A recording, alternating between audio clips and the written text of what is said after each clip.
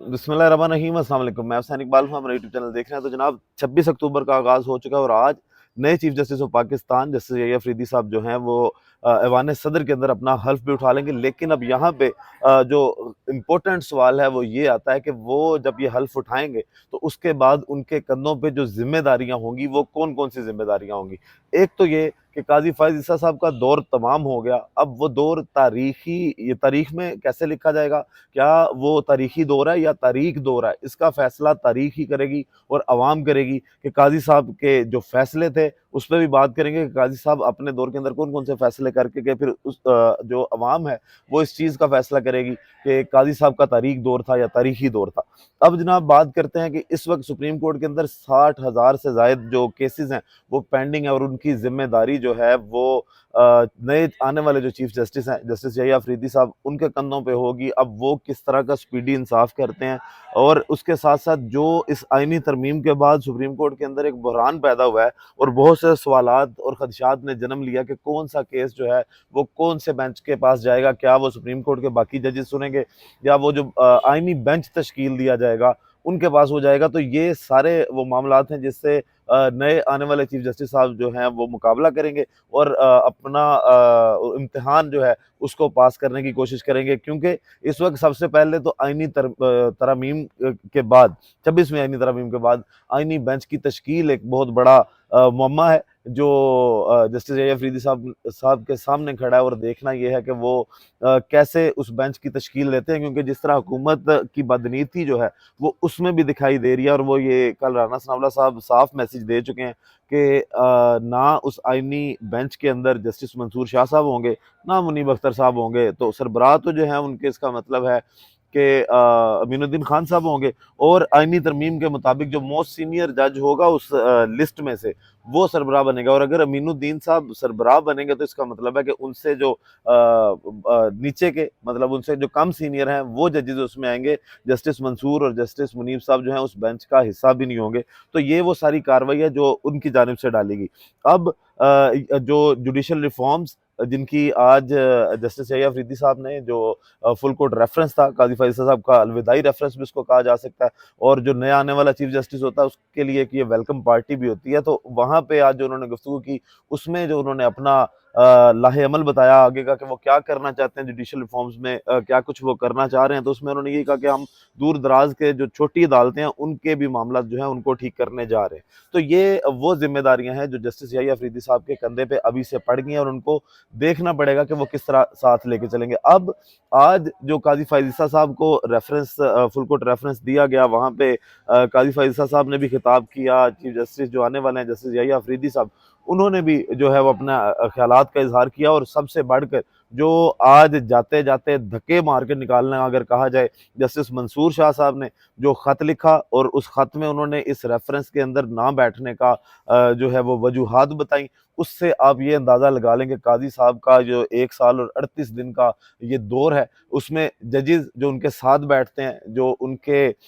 इदारे में उनके साथ काम करते रहे हैं, उनका काजी साहब का उनके साथ क्या रवैया होगा और उन्होंने काजी साहब को जाते वक्त क्या क्या चीज़ें जो है वो याद करवाई हैं। पहली बात तो ये कि काजी साहब अपने अगर कंडक्ट की बात करें तो जो बिलावल भुट्टो साहब ने ये इल्ज़ाम लगाया था जस्टिस मंसूर शाह साहब के ऊपर कि हमें लगता नहीं है, एतमाद नहीं है कि जस्टिस मंसूर शाह साहब जो हैं वो अदली जजेस को एक साथ इकट्ठा रख सकते हैं। तो आज ये भी फिर वाज़ेह हो गया कि काजी फैज़ ईसा साहब भी जो हैं वो जजेस को साथ रखने में नाकाम रहे। 6 जज जो हैं वो काजी साहब के इस फुल कोर्ट रेफरेंस में जो उनकी अलविदाई तकरीब थी उसके अंदर गैर हाजिर है, वो ना पहुंचे। उनमें जस्टिस मंसूर शाह साहब हैं और उन्होंने सिर्फ कहा कि मेरा खत जो है वो रिकॉर्ड के तौर पर यहाँ पे पेश किया जाए। उसके साथ साथ जस्टिस मुनीब अख्तर साहब भी नहीं थे, अतर मनीला साहब भी नहीं थे, जस्टिस आयशा मलिक साहिबा नहीं थी और जस्टिस शहजाद हसन जो हैं जो लाहौर हाई कोर्ट के चीफ जस्टिस है और अभी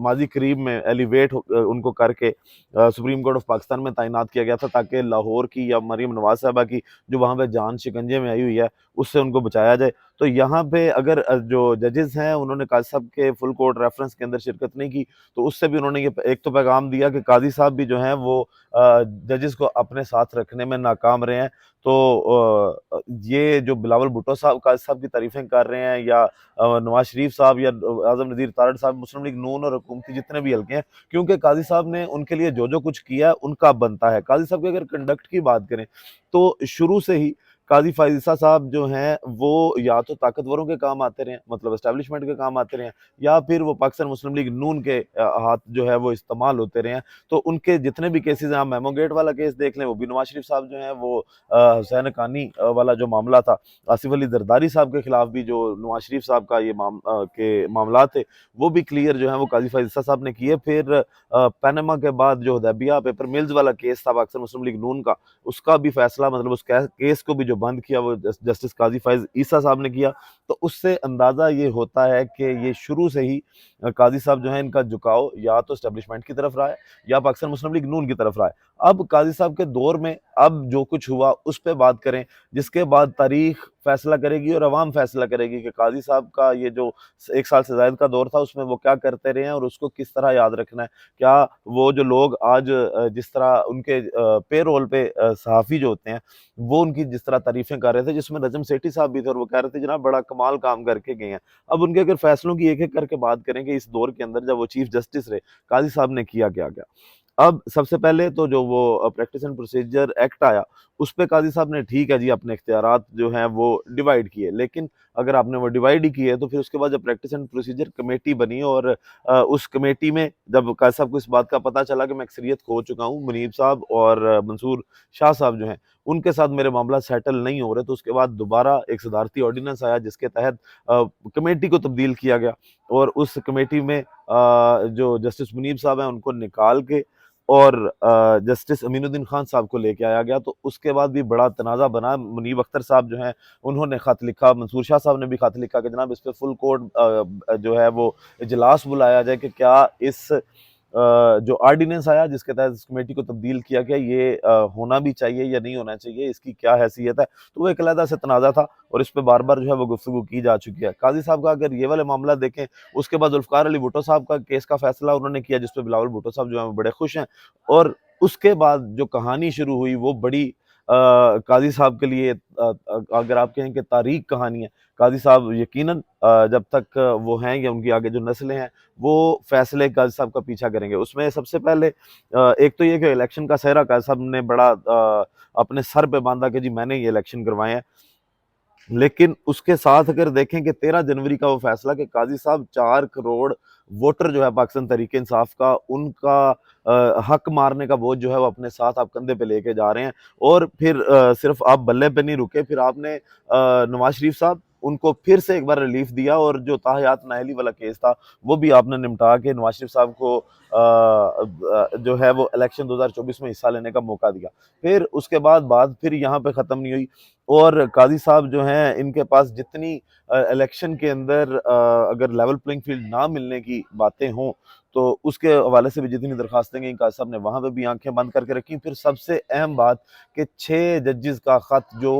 इस्लामाबाद हाई कोर्ट के 6 जजेस ने लिखा था कि अदालत के अंदर बैरूनी मुदाखलत हो रही है और काजी साहब जो हैं वो कबूतर की तरह आंखें बंद करके और उस ख़त को रद्दी की टोकरी में फेंक के ये कहते रहे कि जनाब मेरे दौर में तो इस तरह की कोई शिकायत हुई नहीं है कि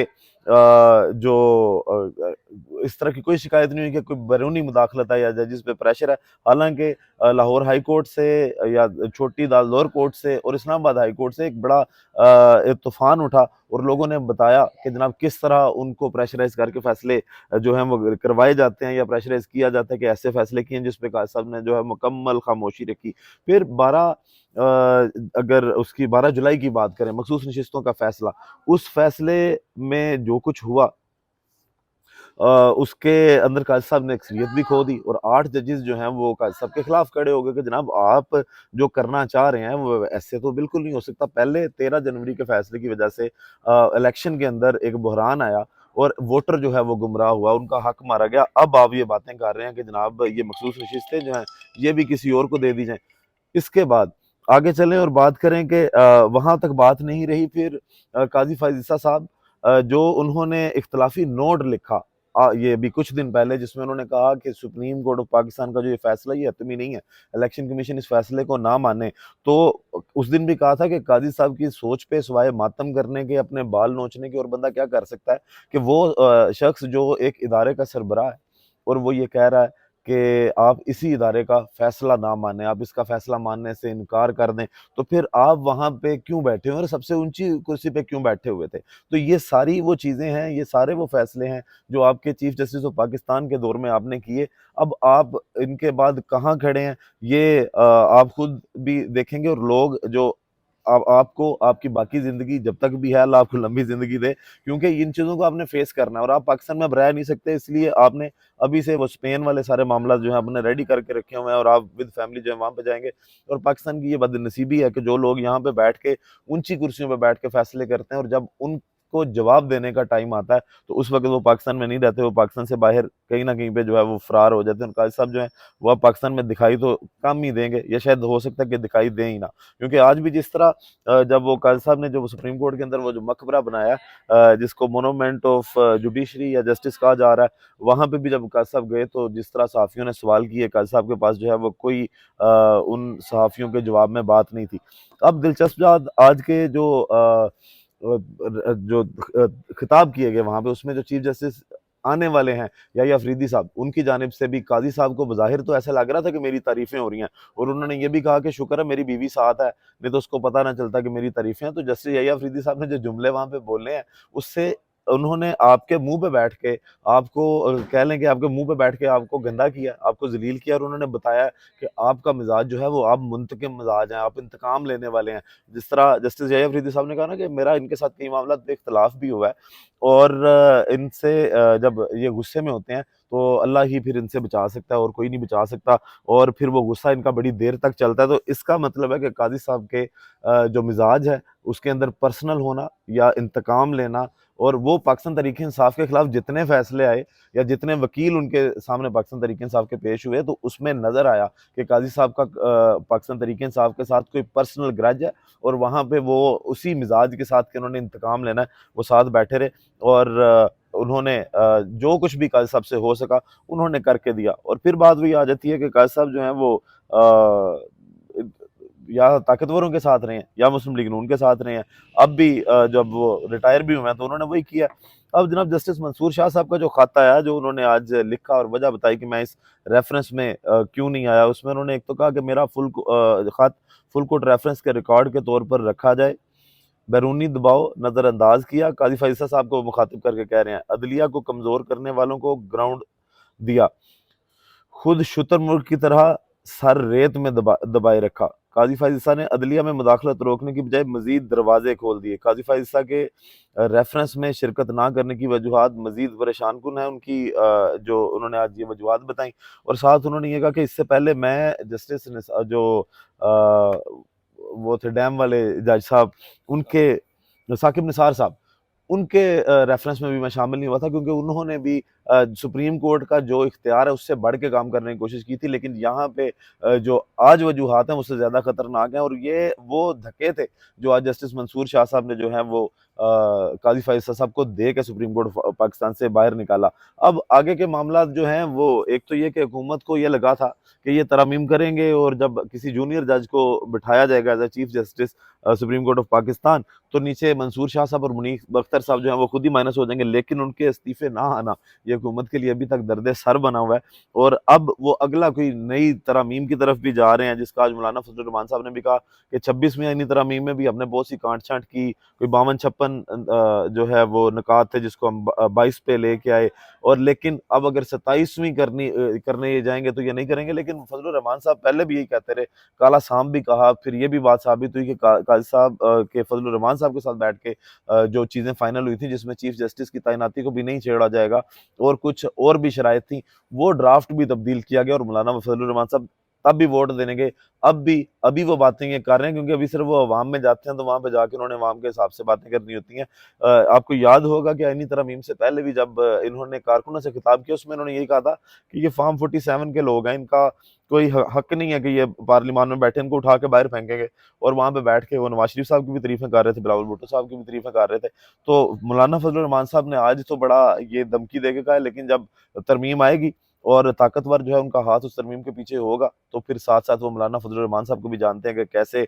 एक पेज पे लेके आएंगे। बाकी जब तरमीम आएगी उसके अंदर से अब क्या निकलता है, कौन सी ऐसे काम है, ऐसे टास्क हैं जो रह गए हैं, जो ये 27वीं तरमीम का जिक्र कर रहे हैं, तो वो बातें तब जब ड्राफ्ट सामने आएंगे, और शायद वो हुकूमत को भी नहीं पता होता, जब तक ड्राफ्ट का लिफाफा नहीं खुलता तब पता चलेगा कि 27वीं तरमीम के अंदर जो है वो क्या नए गुल खिलाने जा रहे हैं। वीडियो का इख्तिताम करते हैं इसी दुआ के साथ कि अल्लाह ताला पाकिस्तान पर अपनी रहमत नाजिल करे। पाकिस्तान जिंदाबाद।